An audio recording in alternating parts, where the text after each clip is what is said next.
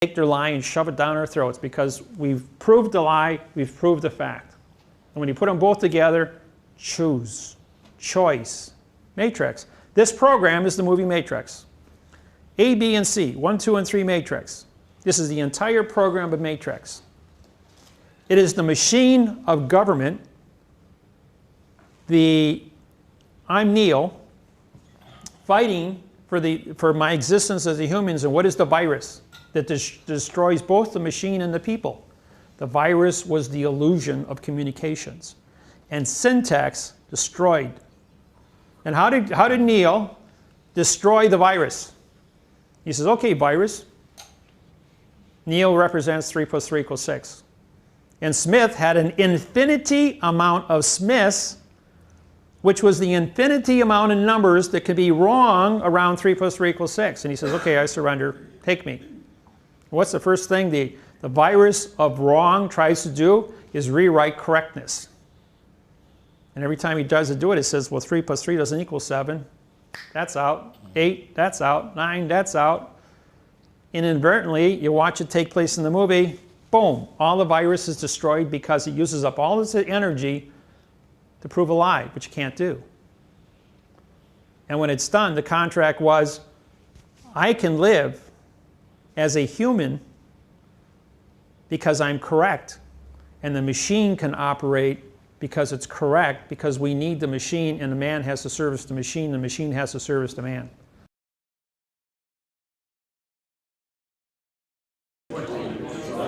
Well, it looks like everyone's back.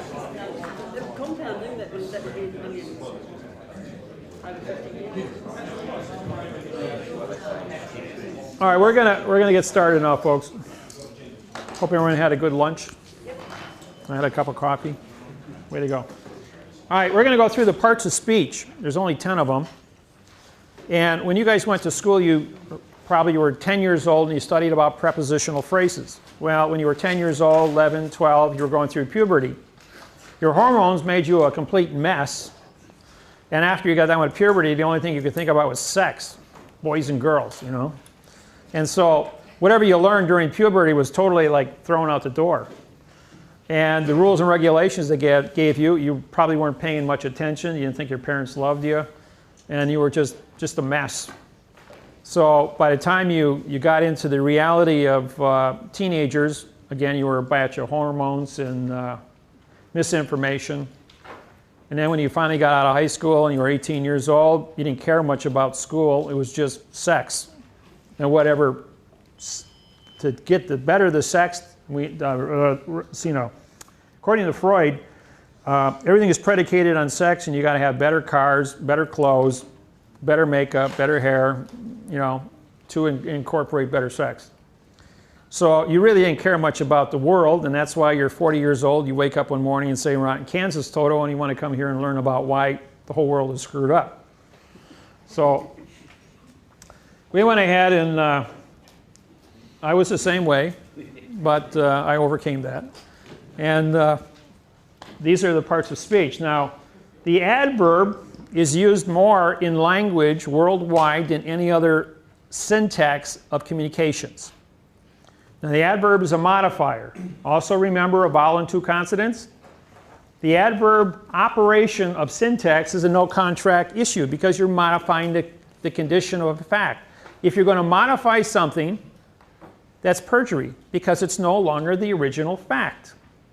And now the adverb creates the prejudice of your limited education or your limited knowledge to go ahead and sell your opinion or prejudice to another individual by modifying the condition of the fact in front of you. When you take a fact and you modify it with an adverb, it becomes what's called a gerund verb, which means a noun used as a verb. They explain it to you, but it's still a lie. Then they go ahead and they tell you when you went and took sentence diagramming that you need a subject. Well, SUB means no, and JECT is contract. Well, you want to create a no contract in a sentence? It goes back to a math problem. The math problem is 3 times 3 times 3 equals 27, right? So if I have a fact, times a fact, times a fact, I'm going to get a fact. But if I do 3 times 3 times 3 times 0 equals 0. Or if I divide, it's still going to be 0. Because a fact times a fact times a fact times a lie equals a lie. There's your math interface on add, subtract, multiplying, dividing. As to if you're going to be correct, you're going to be correct all the time. You can have a sentence with a, let's say, 30 prepositional phrases, completely done correctly.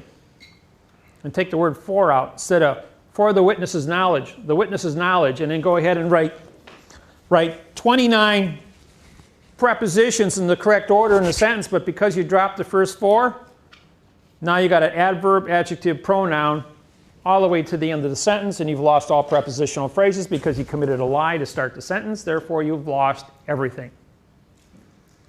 So you can't make any mistakes in this technology. The math will not support it. And we use the math to go and check it frontwards and backwards. When you write a sentence backwards, all the prepositions, we're going to get into that when we do sentence structuring, all the sentences backwards, you have to use the opposite prepositions.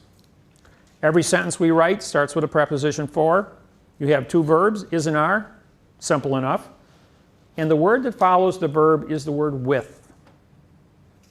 My entire book, my website, every document, every lawsuit I ever wrote follows these same rules. And we'll expand upon the sentence later after I explain this. But these positions of where these prepositions and articles take place are very unique because of every sentence is in a complete court hearing. And you got to follow the rules on every sentence. And you can't violate them. You do, you make one mistake in a whole entire document, you made a presumption before the fact, it proves you don't know what you're doing. That it was an accident, or you don't pay attention to the accuracy of who you are and what you're doing. So we're striving that don't do something by yourself. Always work as a team. I don't care, the more people you got in your team, the better, because then you got more years of experience to check. That's why law firms do not operate where you have a lawyer working alone. He always has 5 or 10 other lawyers reading and signing his papers to say he did it right, and absolutely avoided a fact at all costs. Because if you create a fact and you're a barrister or a lawyer or an attorney, you will be disbarred. That includes judges. Remember, no law or fact shall be tried. And they have to stay within the confinements of nothing, otherwise they don't have a lodial title, they don't have constitution, and now they've committed perjury through trespassing on a fact, which they don't have title to. That's why they have to go ahead and break the law 24/7. Now the adverb modifies an adverb, modifies an adverb. The adverb then can modify a verb. The adverb can modifies an adjective, and the adjective modifies a pronoun, which is connected by an adverb after it. The only word that can follow a pronoun is an adverb, or a period. When you take 2 nouns and you put them together, black pen, black is a noun, or black is a fact, pen is a fact. But black colors the pen. Therefore, the black now becomes an opinion. Is this a charcoal pen, an ebony pen, or a black pen? See, there's 1,200 shades of black. So what shade is it? And even though this is black, my shirt is just a little bit different color black. So it's subjective interpretation as to what it means, so therefore it's an opinion. Like he has a red shirt on. Try and explain color red to a blind person that's never seen color. Impossible. So your opinion of an adjective to color something or to modify something is impossible. Therefore, your opinion, presumption, modification has no bearing with the facts of what you're trying to do. So in the adverb, like we do the United States of America, United States of, all right, excuse me. Ahead of myself here. The United States of America. See, you got the preposition of and the article the, but when you separate them, they both become adverbs. The adverb modifies the adjective modifies the pronoun is connected by the adverb, which then modifies the dangling participle verb America. I was President Clinton's counsel for the sex trial. That's why it was sealed. What is sex? What is? Then Bill Clinton says to the judge, I just showed the American people a verb is and a noun is. Would you like me to show them another verb and another noun? Let's discuss syntax publicly on CNN and tell the world that the syntax of all communications is a lie. Well, no further questions, Mr. President. This court stands adjourned. Then he says, I got to go in front of Congress and I got to talk.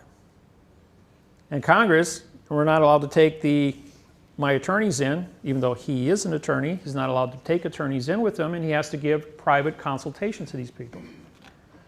Now, there's a movie called A Few Good Men with Tom Cruise and Jack Nicholson. Some of you have seen it. You want the truth? I'll tell you the truth, but you can't handle the truth. And that's what Bill Clinton does. He walks into Congress and he says, before we get started, I'm going to explain things to you. And he makes that statement, and then he holds up a $1 bill, and he explains that America is a dangling participle verb on the money. Under mail fraud, Title 18, Section 1001 is fraudulent conveyance of language, which activates mail fraud banking. Title 18, Section 1341 carries a 30-year prison sentence and a $1 million fine. But the penalty for fictitious conveyance is Title 15, Chapter 2B, Section 78, FF, $25 million fine and 30 years in prison for every dollar published in U.S. currency. He says, I have to address the world at my union address. And I have to tell the world that America is a verb on the money and disqualify all U.S. currency worldwide. Or we can seal my case now. All those in favor of sealing the case, say aye. All the hands go up. He walks out. And no newspaper, magazine, TV, or radio stations makes any announcement about Bill Clinton's impeachment from that day forward. Who runs for President of the United States? Hillary Clinton. No one in America talks about Bill Clinton's impeachment. No foreign government talks about Bill Clinton's impeachment. Not even North Korea.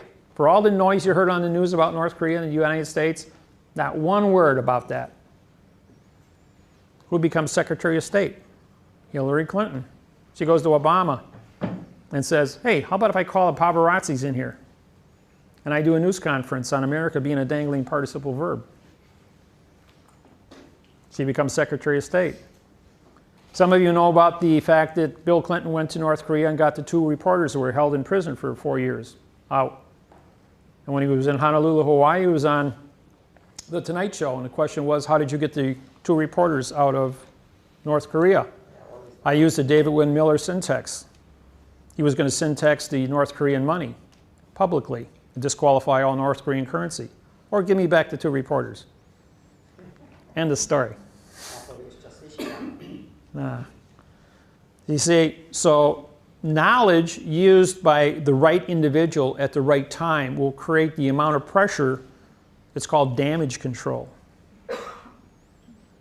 And so this is how syntax has the power to make changes and cause things to be influenced. Now the verb is a condition of, is your action. Now the adverb can modify the verb, and the verb, if it stands alone, is an R. Because you use prepositional phrase, verb, prepositional phrase. Because the verb stands alone, it doesn't become a pronoun, because you are making a declaration, not a declaration, you're making a claim on your document that says verb is the thinking, the condition is a singular, R is plural, and you take jurisdiction for the verb is an R.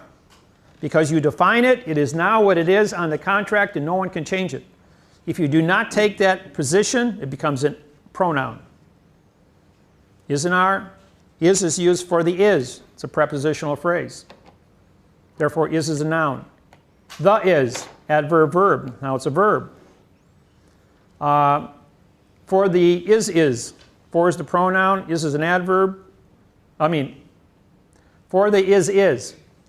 For would be a pronoun. The would be an adverb. The first is would become an adjective, and the second is would become a pronoun. You see, I can change the value of any word I want based on where I place it and knowing what the value of syntax is. So I just showed you an adjective verb, a pronoun verb, a verb verb, and a noun verb. 4 different conditions of state. When I did a sentence, I'll write it over here. The is for the. I got 3 PhDs in Atlanta University on my seminar. And they stand up and say, that doesn't mean anything. That's nonsense. I'm going, well, let's put a syntax to it. We've got a pronoun modified, connected by the adverb, which modifies the adjective, which modifies the pronoun, which is connected by the adverb, which now modifies the dangling participle verb the. So I've got a pronoun the, I've got an adverb the, a second adverb the, and a verb the. 3 different syntax definitions, and I can go to a dictionary and prove that those words are found with those syntaxes in that sentence. It's not an exercise that the is for the. It's an exercise that I have 4 definitions in every dictionary of the world that says there's a syntax definition for a pronoun the, an adverb the, a verb the. If I want to put another one here, it would be an adverb, adjective, pronoun, and make another adjective pronoun. And take 4 conditions of the and show you the definition in the dictionary. And the PhDs in English now said collectively, we have PhDs in stupidity because you have the power through syntax to identify every word in the world with all parts of speech, and you can prove it mathematically, and you know what it means. And they never knew how to do that. 28, 29, and 30 years respectively, as teachers, never once applying syntax to their classes, only teaching an adverb-verb dialect. The last that, you said that's a verb? Yeah, it's a dangling participle. It's been modified by the adverb the, which now makes this one a verb. Verb is an action word. No. If I say for the, it's a preposition article noun. I just made it an article, and I just made it a noun, standing next to each other. Yeah, but it can't be a verb. Yes, it is. It's a dangling participle verb. You see, this mathematical procedure is an absolute in communication skills. These are the only ways these things can be found. So question, David. Because of the ambiguity in the language that we have and the modification, you can have a series of phrases, and the syntax that's applied can be different depending on the volition of the person that's doing it and the interpretation that they make. And then they would need to be consistent with that interpretation through the balance of the document. So for example, if I were to take that the is for the, and I said that that was a pronoun, adverb, then I can have a pronoun. Adjective, pronoun, adverb? No, it wouldn't be mathematically sound. So what you've got to do is make sure you've got the sequence correct. So if we started from the back of the sentence, we can say the is the 1, 2. Right, now this is what he's explaining. Where do you sign your documents? On the bottom, correct? Because they have jurisdiction for everything in front of and above. Everything is in backwards. Authorization runs backwards. The first word in the sentence does not have jurisdiction in the sentence. It's the last word. The only thing that appears in front of the last word is the, and then you got to go to the next sentence, next word, and you got to adverb, verb, so therefore this has to be a pronoun.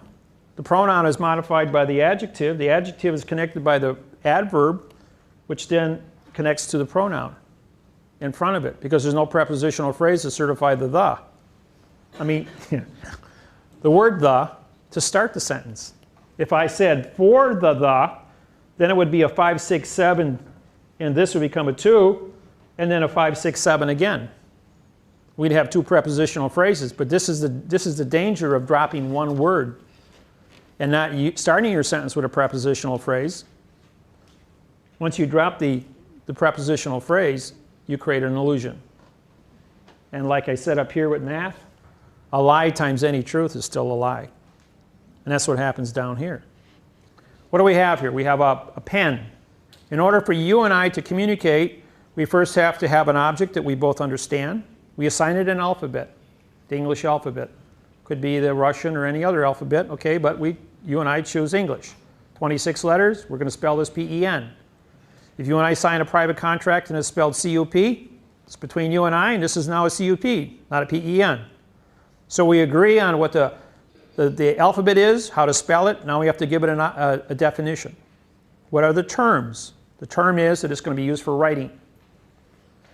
And that's going to be what the definition is on our contract.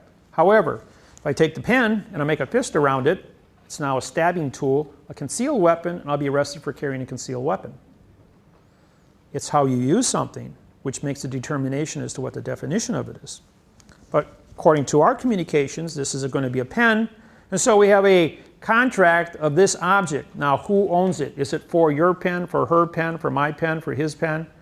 If I change the ownership of Lodio, I'm going to change the definition of where this belongs. So how do I establish this to be a fact? We have the alphabet, how to spell it, what the object looks like under descriptive definition, who owns it, and now we have a fact, and we call that a positional Lodial fact phrase. So that every word has 900 definitions as a fact. And if we have 900 definitions, 900 ways to certify this to be the fact of ownership, then we have a correct phrase. When you put correct phrases together, then you get into the multiples of order of operations of sentence structure, 900 times 900 times 900 times 900 times 900, and you get into 5.4 gigabytes or billion, just with 6 words. And when you're talking that kind of variables on one sentence, and you go with a 7th word or an 8th word or 9th word, now you're into terabytes of information for just one sentence. Huh? Well, in our technology, it's accurate to the terabyte level. Every sentence has a terabyte of information in it, and it's accurate to that level. And that's where the judges can't get around that. So that speaks, see, this course is written on a 29 reading level, folks. High school is 12. Bachelor degree is 16. Graduate is 18. PhD is 20. And we're writing and reading on a 29 reading level. That's why you guys get headaches and you get yourself so wrapped around this thing. Those of you that quit school and never went to school or home studied, whatever, you weren't dumbed down. You don't have that handicap that everyone else had, and you have a great, that's why you failed English, because they couldn't dumb you down. When I was 10, 11 years old, I went to an Amish Quaker and Mennonite school. Had an English teacher, was a Quaker, and she taught prepositional phrases. When I went back to the English schools in Milwaukee, this was in Indiana, in America, in a farming community, and then when I went back to the English schools, they said I was mentally retarded because I couldn't read and write an adverb verb, and I only wrote in prepositional phrases. So they put me in special reading courses trying to dumb me down to an adverb verb scenario. And I knew how to break this stuff down when I was 11 years old and tear it apart. And I said, I won't create a lie. I won't participate the way you guys wanted to. I went through high school with honors. I was on A honor roll. I went through 17 years of college and had A's and B's while working. And I wasn't going to take a backseat to anything. And then last year in September, I took a first year Business Law 101 with 3 PhDs and all the information I know as a judge. Well, by the 3rd week of school, it was divulged that I was a United States Federal District Court judge. They figured that out from the answers I was given in class, which were above even the teacher's communication skills. And when I wrote my first thesis paper on syntax, the teacher said he never even heard the word syntax, and he was the dean of the business college for 29 years. I'm going, how do you be 55 years old and dean of a college and don't even know what the word syntax means? What does that say about America's teachers? That was really sad. I had to stay after class for an hour and teach this guy about syntax. And then when I syntaxed his lesson program, he goes, oh my God, he says, I'm lying to the students. I can't do my job anymore. I got to make a living. He says, well, I guess you got to come to court and come to class every day and lie to us. Yes. Now, on the side of being correct, we need to fix the car is for the driving. So that should be a 1, 2, 1, 2, 1, 2. Okay.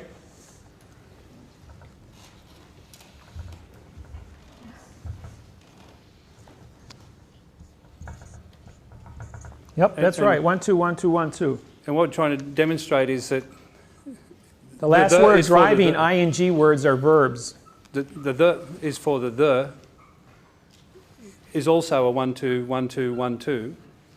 It could also be The 1, 3, 4, 1, 3, 4, 1, 2. or it could be a 4, 1, 1, 2, 1, 2.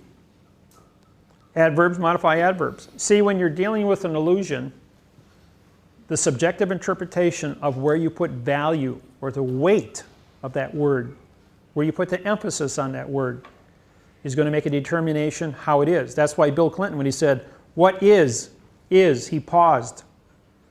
When he said, what is, he did adverb verb. Or he did pronoun adverb, and then he said, is, with emphasis, which means I'm making it a fact. Because he's saying the definition of is in the dictionary is a noun because it determines the condition of state of the definition. And so he was using it actually under subjective interpretation as a verb, adverb, and as a noun. And the judge didn't want to get into a syntax discussion about breaking down and getting into a syntax argument of how many times or how many ways the word is could be defined, and then prove through subjective interpretation what the value of that word is. He had to vacate the case. And Bill Clinton gets away with a demur because he knows, because Clinton was a student of mine for 2 years going into the trial. That's why I was hired as his counsel.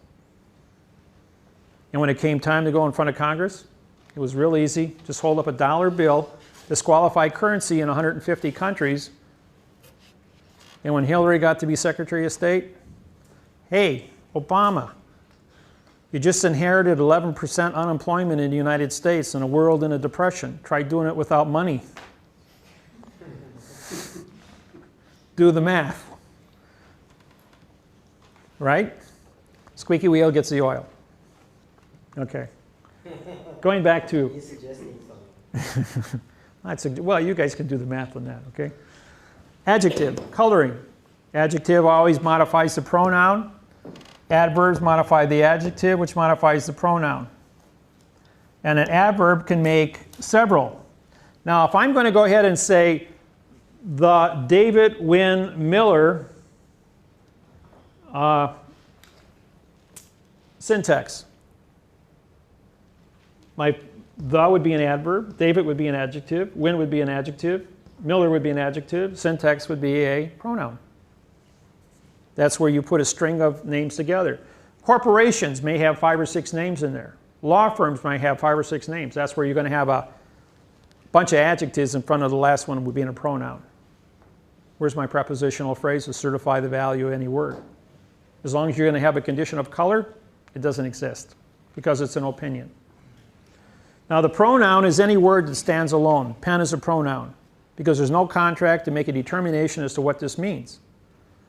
If I ask you for a pen, you're going to give me an object, pull out a ballpoint pen. However, you ask me for a penny, and because you speak Maori, I'm going to reach in my pocket and pull out a penny, which is coinage. Does 2 plus 2 equal 4? See, he's saying pen to me, but I'm hearing penny, just like 2, T-O, or T-O-O, or T-W-O. So you've got to be able to communicate with somebody and have a contract to do so. That's why so it is written, so it shall be done, because the oral communications are not what you think they are. The position, as I explained before, is the terms of what your contract is. And once you have your terms of your contract established, we then can have the lodio ownership, which is original. And with these two together, we now have a fact. And once we have a fact, it will become the positional lodio fact phrase. And then you have past time. Past time would be words that end in ed, or the adverb from, or the prepositional phrase from. Either way, you are removed from now time. There is no such thing as the past or the future. There is only now time. You will always be in now time. When you correct the Bible, the Quran, the Masonic codes, you have to translate it to now time, because this is where you're going to be living and working with this technology. The future is a crapshoot. Hasn't happened yet. We'll figure that out when we get there. So it doesn't happen. And the conjunction is and or. And again, and or you have to define. It's not a presumption.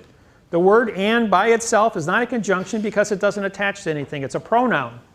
Or is the same thing. It's a pronoun unless you take jurisdiction for it. Every word that you use on your papers, you must define those. If you want to and or as a conjunction and is and are as a verb, you have to separate a definition under your abbreviations and say these words mean these things and put it right up there at the beginning of the document.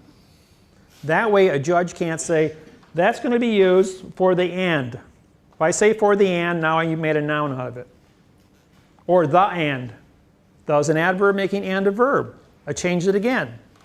Take jurisdiction for how you use it. Okay. Not for storyline. We'll go back to this now. Okay.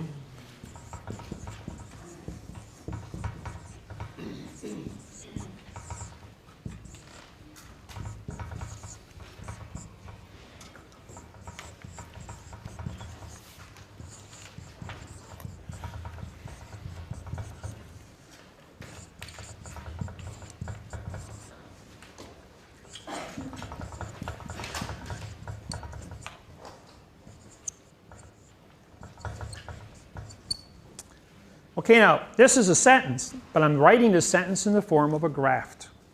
Because your mind is a mathematical configuration, a graph is very easy for you to comprehend. So, we're going to say, for the witness, well, we won't use the witness, we use the word claimant.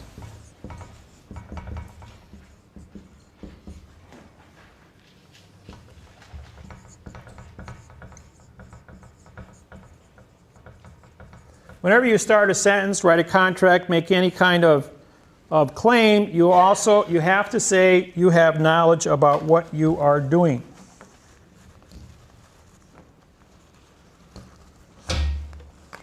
There, now it won't move. Of the facts. Is and are equals your thinking capacity.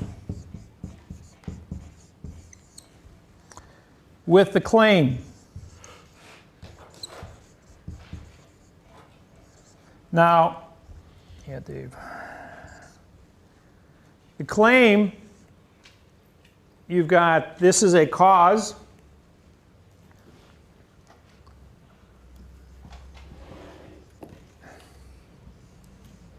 This is an effect. Thinking is your action. This is your possessive. Now, what is the claim? You have two things. You have a plus and you have a minus. Claim, this is going to be a term. These are going to be the terms, not a definition, because definition, DE, means no, fine, contract. Because everything was written in adverb verb, the definitions in all dictionaries are written in adverb verb. So we went to the word terms. So once you establish the claim, you have to establish if that a positive claim or a negative claim. And then you have to go ahead with the contract. And what this is going to be the correct sentence, structure, communication, syntax, language, contract. And then the last thing is going to be by the author. Now, author, authority, authentic, authorization, first two letters, AU. What's the symbol for gold on a periodic table? AU. And if you have a sign, simulation, signature, it's a simulation, SI. That's why they always tell you put your signature down, write it in cursive, because now